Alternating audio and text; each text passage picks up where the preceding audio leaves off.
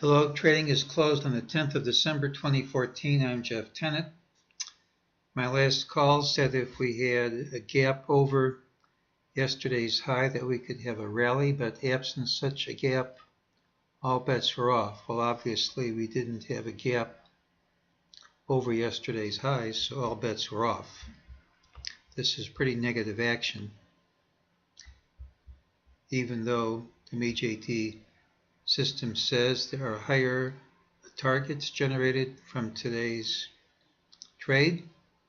I think there is increased risk of failure because we're in a strong impulsive move going the other way. Early in the day, the system said ultimately higher prices would print. We came awfully close to the target price of 2049.19, but it didn't print, so it's still on the list. The afternoon move it also marked as a false move and gives us a target of 2046.61, most likely to print tomorrow. I think it's possible, but I don't expect to see it.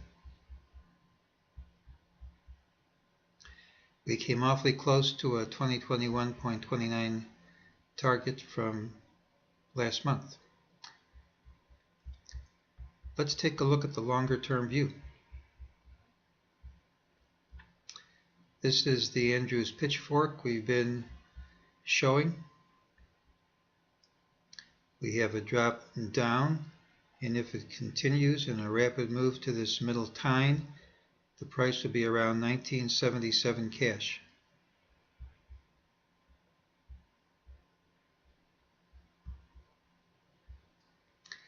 This is called the TD line, TD for time to mark, the trend line. We broke under that trend line and closed under it, and what DeMark calls a sustainable move. He has a measuring technique, and unless we reverse this immediately tomorrow, that also has a target of 1977. Doesn't have to stop there, but that's the target. There is a failed mejt target of 1979.05 from October, and as you recall, prices tend to overshoot mejt targets. So unless we reverse rapidly tomorrow, I guess nothing's impossible. Unless that happens, there's a good chance of a rapid move down to 1977, at least in the short term.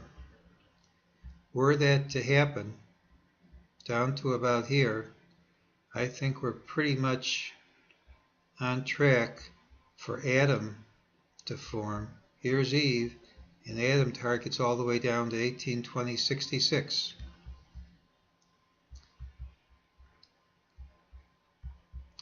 So it's going to be interesting to see if we can rally tomorrow and close over this blue line.